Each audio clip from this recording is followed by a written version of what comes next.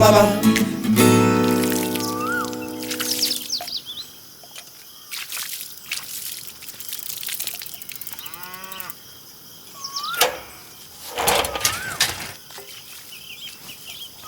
മാത്ത, ഒരു 10 പാക്കറ്റ് ചായപ്പൊടി എടുത്തേ. അതെന്തിനാ 10 പാക്കറ്റ്?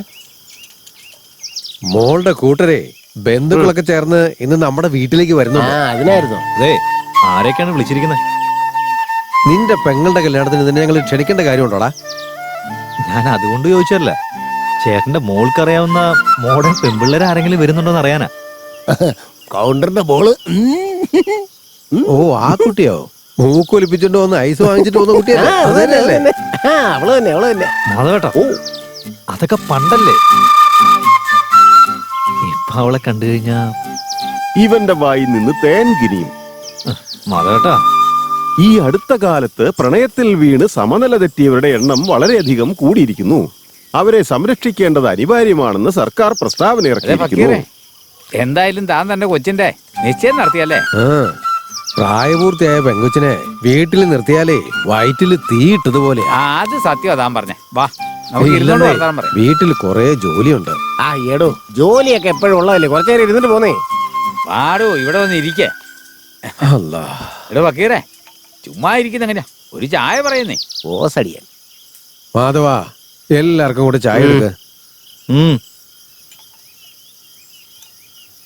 ഓ മാധവാ, ഈ ബെഞ്ചിന്റെ വില എത്രയാ? 1500.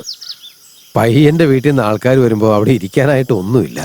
അതിനിപ്പോ എന്നാ, ഇതിപ്പോ തന്നെ സംസാരിച്ചുറപ്പിക്കാലോ. കച്ചവടത്തിൽ ഇതൊക്കെ പതിവല്ലേ? ഇത് വിൽക്കുന്നു തന്നോട് ഞാൻ പറഞ്ഞോ? എടാ മാത്ത, ഇവന്റെ മോളുടെ കല്യാണം നടത്താൻ പോവാ. കൊറേ ആൾക്കാർ വരുന്നതല്ലേ, ഒരു വിലയിട്ടം കൊടുക്കുന്നേ. അതൊന്നും കൊടുക്കുന്നില്ല, താൻ പോടോ. വേറൊന്നും ഉണ്ടാക്കിയ പോരെ, അത് കൊടുക്ക്. അതെ, ഞാനൊരു കാര്യം പറയട്ടെ. രംഗ എന്നോട് പറഞ്ഞതാ, ഇത് 1000 രൂപയ്ക്ക് അതെനിക്ക് തന്നേന്നോ. ഇതിപ്പോ 500 കൂടുതലാ പറഞ്ഞേ. എന്തായാലും 300 കൂടെ കയറ്റി വെച്ച് ഞാനും ഉറപ്പിക്കും. എന്റെ കമ്മീഷൻ തന്നേക്കണം. താൻ ആള് കൊള്ളാലോടോ.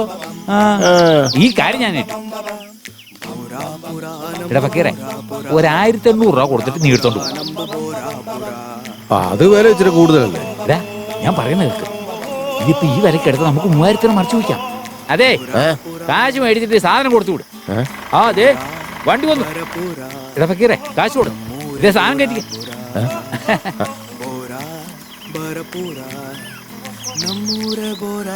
എടാ ഗിരീഷേ, ഒരു കൈയൊന്ന് സഹായിക്കടാ. എന്റെ പുതിയ ഷർട്ട് അഴുക്കാവും. എന്റെ കൊച്ചു വരാനുള്ള ടൈമായി മിസ്റ്റർ ഫക്കീർ. ഓ, ട്രാക്ടറിൽ ആരോ കയറി ഇരിക്കുന്നുണ്ടല്ലോ. എടാ മോനെ, ഒന്ന് ഇറങ്ങി. ഫക്കീർ വേഗം വാ, പിടിക്ക്.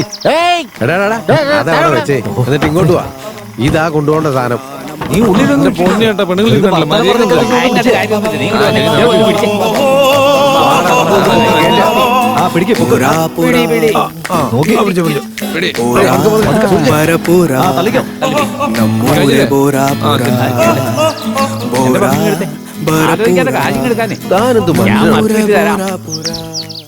ഇനി തരാ പോ. കഴിഞ്ഞോ? സമാധാനം എല്ലാം തീർന്നോ? എന്ത് സമാധാനം കിട്ടാനാ? മുഖ്യമനുഷ്യന്റെ കൊടല് പുറത്തു വന്നേനെ. അത് വിട്, എല്ലാം മൊത്തത്തിൽ പോയോ? ഒരു വിധം. രംഗണ്ണനോടെ പോയി കഴുകാൻ വേണ്ടി പോയേക്കുവാ. വരും, നീ വാ. അതെ, എനിക്കിതേ ഈ ഇരിക്കുന്നവന്റെ കാര്യത്തിലാ ഒരു പേടി. ടെൻഷൻ അടിച്ചു പോയാലേ മെഷീനോ എന്നും പറഞ്ഞ് നാട്ടുകാരെ മൊത്തം അറിയിക്കും. ഞാൻ വാതുറക്കാരുന്നാ പോരെ. പിന്നെ നിന്നെ എനിക്ക് അറിയാൻ പാടില്ലാത്തല്ലേ. നിനക്ക് വാ അടയ്ക്കാൻ പറ്റുന്നില്ല എന്നുണ്ടെങ്കിൽ ആ മെഷീനെ നിന്റെ പെണ്ണമ്പിളയായിട്ട് കണ്ടാൽ മതി. ഇത് കറക്റ്റാ. ഈ മെഷീന്റെ പേരെന്താണെന്ന് നീ ഒന്ന് പറഞ്ഞേ. പെണ്ണമ്പിള്ള. ഓ, ശരിക്കും മനപ്പാടായിക്കോ, മറന്നു കളഞ്ഞ പണിയോ. ഒന്ന് തന്നാലുണ്ടോ? എടുത്തോടാ. മെഷീൻ എൻ്റെ പെണ്ണമ്പിള്ള, മെഷീൻ എൻ്റെ പെണ്ണമ്പിള്ള, മെഷീൻ എന്ന് പറഞ്ഞ് പെണ്ണമ്പിള്ള, മെഷീൻ എൻ്റെ പെണ്ണമ്പിള്ള, മെഷീൻ എൻ്റെ പെണ്ണമ്പിള്ള, മെഷീൻ എൻ്റെ പെണ്ണമ്പിള്ള. ഗിരീഷേട്ടാ, നമുക്ക് പിന്നെ കാണാം. മെഷീൻ എൻ്റെ പെണ്ണമ്പിള്ള, മെഷീൻ എൻ്റെ പെണ്ണമ്പിള്ള, മെഷീൻ എൻ്റെ പെണ്ണമ്പിള്ള, മെഷീൻ എൻ്റെ പെണ്ണമ്പിള്ള.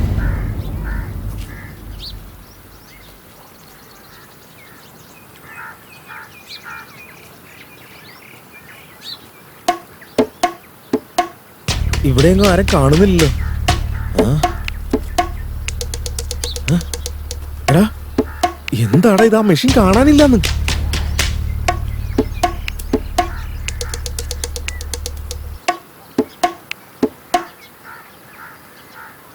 മെഷീനോ? നിർമ്മല ചേച്ചി, ഉം, നിങ്ങളെ കാണുമ്പോഴേ ബസ്മതിയിലുണ്ടാക്കിയ ബിരിയാണി ഓർമ്മ വരാ. അതൊക്കെയല്ല നിന്റെ ഓർമ്മയിൽ വരും. അതല്ല ചേച്ചി, ഇന്ന് കാണാൻ നല്ല സുന്ദരിയായിട്ടുണ്ടെന്ന് പറയായിരുന്നു. എനിക്കിന്ന് നാട്ടിലൊരു ബന്ധുവിന്റെ കല്യാണം ഉണ്ട്. ആഹാ, എല്ലാവരും കാണുമ്പോ കൊള്ളാന്നൊക്കെ പറയണ്ടേ. ഒരു 4-5 ദിവസം അവിടെ നിന്നിട്ട് വന്നൂടെ? ഭർത്താവെന്നും പറഞ്ഞൊരുത്തൻ വീട്ടിലുണ്ട്. നിർമ്മല ചേച്ചി, ചേച്ചിയും പ്രേമിച്ചിട്ടാ കല്യാണം കഴിച്ചാലേ ചേച്ചി? ഒരാളെ പ്രേമിച്ചു എന്നുള്ളത് ശരിയാ, ആ, പക്ഷെ അയാളല്ല ഇപ്പോഴത്തെ ഭർത്താവ്. ആ പ്രായത്തിൽ നല്ല ഹോട്ടായിരുന്നിട്ടുണ്ടാവൂല്ലേ? ഞങ്ങളുടെ വീടിന്റെ അടുത്ത് അന്നൊരു പൂജാരി ഉണ്ടായിരുന്നില്ലേ, എന്നും എന്നെ കാണിച്ച് കുളിക്കലായിരുന്നു അങ്ങേരുടെ പരിപാടി. ആ, പാവം, പുറം തേച്ച് കൊടുക്കാൻ ആരും ഇല്ലാത്തോണ്ട് ഞാനൊരു കൈസഹായത്തിന് പോയതാ. ഒരു ദിവസം എന്റെ അച്ഛൻ ഞങ്ങളെ രണ്ടുപേരെയും കൈയോടെ പൊക്കി. അയ്യോ, എല്ലാവരും ഞാൻ വഴി പിഴച്ചു പോവെന്ന് പറഞ്ഞു. വെരി ഇൻട്രസ്റ്റിംഗ് നിർമ്മല ചേച്ചി. പിന്നെ ഉം, എല്ലാവരും ഞാൻ വഴി പിഴച്ചു പോവെന്നും പറഞ്ഞ് തബല വായിക്കുന്ന ഒരുത്തന്റെ തലയിൽ എന്നെ കെട്ടിവെച്ചു. അതിനെത്രക്ക് വിഷമിക്കേണ്ട കാര്യം എന്താ? എന്നും ഉപയോഗിച്ച തബല പഴകി പോവെന്നും പറഞ്ഞ് വീട്ടിൽ ചുമ്മാ ഇങ്ങനെ ഇരിക്കുക. കലാകാരനായോണ്ടൊരു പ്രതീക്ഷ ഉണ്ടായിരുന്നു. ഒരു ഗുണം ഇല്ലാതായിപ്പോയി. ഒക്കെ ശരിയാവൂന്ന് കരുതി എവിടെ ശരിയാവാൻ. അങ്ങനെ അങ്ങ് ജീവിക്കന്നെ. പറഞ്ഞിട്ടെന്താ കാര്യം? എങ്ങനെങ്കിലും ഇതുപോലൊക്കെ അഭിനയിച്ച് ജീവിതം മുന്നോട്ട് കൊണ്ടുപോകണം.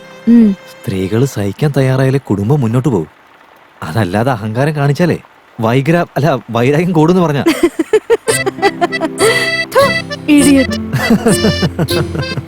എടാ ചിന്ന, കൗണ്ടറിന്റെ മോള് വിളിച്ച് കേട്ടില്ലേ? തിരിഞ്ഞു നോക്കടാ. മര്യാദയ്ക്ക് അടങ്ങി ഒതുങ്ങിയിരുന്നില്ലെങ്കിൽ വണ്ടിയിൽ നിന്ന് ഇറക്കി വിടാൻ ഞാൻ പറഞ്ഞേക്കാം. എന്തെങ്കിലും ആവട്ടെ, ഒരു 2 മണിക്കൂർ മുമ്പേ നിങ്ങക്ക് വന്നുകൂടായിരുന്നോടാ? കുറച്ചുകൂടിയൊക്കെ ഒന്ന് ആലോചിച്ച് തീരുമാനിക്കണമായിരുന്നു. എന്തായാലും ഒരുമാതിരി പണിയായി പോയിട്ടാ.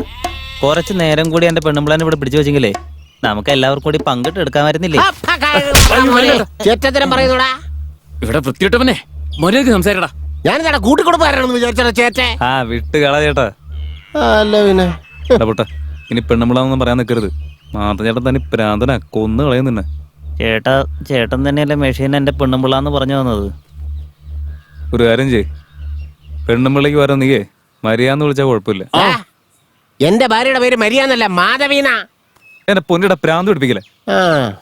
നിങ്ങളുടെ പെണ്ണുമ്പിള്ളയുടെ പേരൊന്നല്ലത്, പിന്നെ മെഷീന്റെ പേരാ. ആയിരുന്നോ? എടാ മുടിയ, ഇപ്പൊ ആ മെഷീന്റെ പേരെന്താണെന്ന് പറഞ്ഞേ? മരിയാന്ന്. മര്യാദയ്ക്ക് മനപ്പാടം ചെയ്തോ കേട്ടോ. മെഷീൻ എന്ന് പറഞ്ഞാ മരിയ, മെഷീൻ എന്ന് പറഞ്ഞാ മരി. നമസ്കാരം കൗണ്ടറെ. നമസ്കാരം. ആശാനെ, കുറച്ചും കൂടി ഒന്ന് നേരത്തെ വരാമായിരുന്നില്ലേ? അത് കുഴപ്പമില്ലെന്നേ. ഞാൻ വന്ന കാര്യം എന്താന്ന് വെച്ചാ കൗണ്ടറെ, നമ്മുടെ നാടകത്തിന്റെ പ്രാക്ടീസിന് വേണ്ടിട്ടേ ഒരു ബെഞ്ചിന്റെ ആവശ്യം ഉണ്ടായിരുന്നേ. അതൊന്ന് കുറച്ചു നാൾ മുമ്പ് അമ്മോടെ നിശ്ചയത്തിനൊന്ന് മാധവന്റെ കടയിൽ നിന്നൊരു ബെഞ്ച് വാങ്ങി. കൊള്ളാന്ന് സാറേ, ഞാൻ പങ്കെടുത്തോ, ധൈര്യമായിട്ട് എടുത്തു. ആണോ? ആശാനെ പേടിക്കണ്ട, ആ ബെഞ്ച് ഞാൻ അങ്ങോട്ട് കൊടുത്തു വിട്ടേക്കാം. ശരി കൗണ്ടറെ, നാടക പരിശീലനത്തിന് സമയമായി. എന്നാ വരട്ടെ. ഫക്കീറേ, ഇത് വെച്ചോ. അയ്യോ ഒന്നും വേണ്ട. വാങ്ങിച്ചോടോ. ഇല്ല, സാരമില്ല. എടോ, തന്റെ മോളുടെ കല്യാണമല്ലേ, ചെലവിനെങ്കിലും ഉപകാരപ്പെടില്ല. ഇരിക്കട്ടെ. ആ ബെഞ്ച് അവിടെ തന്നെ ഇരിക്കട്ടെ. വേറെ എന്തെങ്കിലും കാര്യത്തിന് ഉപകാരപ്പെടും. എന്നാ വരട്ടെ. ഫക്കീറെ, എനിക്കിതൊന്നും വേണ്ട, നീ എടുത്തു. ഇപ്പോ ഫക്കീറണ്ണന്റെ കയ്യിലിരിക്കുന്ന പണം മെഷീൻ നമ്മൾ എങ്ങനെ എടുത്തോണ്ട് വരും?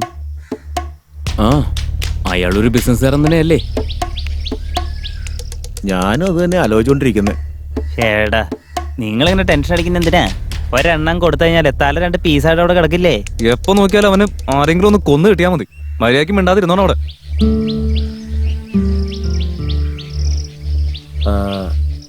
അയാളുടെ മോടെ കല്യാണം ഉറപ്പിച്ചിരിക്കല്ലേ?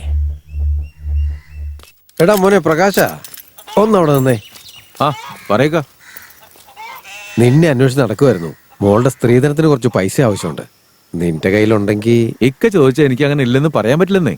ആ ഫ്രോഡില്ലേ ആ രംഗൻ, 3 വർഷമായിട്ട് പലിശയില്ല മുതലുമില്ല. എന്നെ കാണാതെ മുങ്ങി നടക്കുക. എന്താ ചെയ്യാ? അവന്റെ കാശ് കിട്ടുകയാണെങ്കിൽ. മോനെ, നീയും കൂടെ കൈയൊഴിയല്ലേ. നീ ആകെ ഒരു പ്രതീക്ഷ. എല്ലാവർക്കും 3 രൂപയാണ് പലിശ. ഇക്കായോണ്ട് ഏറ്റവും കുറച്ച് 1 രൂപ പലിശയ്ക്ക് തന്നേക്കാം. 10,000 ഉണ്ട്. ഇപ്പൊ അത് പിടിച്ചു. 10,000 കൊണ്ടൊന്നും ഒന്നും ആവും തോന്നുന്നില്ല. ഒരു 50,000 കുറഞ്ഞത് വേണ്ടി വരും. അല്ല, എന്ത് വിശ്വസിച്ചാ ഞാൻ തരാ? ഉള്ള വീടാണെങ്കിൽ സർക്കാർ കാര്യത്തിൽ ഉണ്ടാക്കിയതാ. പിന്നെയാണെങ്കിൽ തുരുമ്പിടിച്ചൊരു സൈക്കിളും. ഇതല്ലാതെ വേറെന്താ ഉള്ളത്? പേടിക്കണ്ട മോനെ, മാസാമാസം ഗഡുക്കളായിട്ട് ഞാൻ തിരിച്ചെടുത്തോളാം. പാവലെന്ന് കരുതിയിട്ട് ഇത് തന്നെ വരുന്നേ. വേണമെങ്കിൽ കിട്ടുന്നത് മേടിച്ചിട്ട് ഇവിടുന്ന് പോവാൻ നോക്ക്.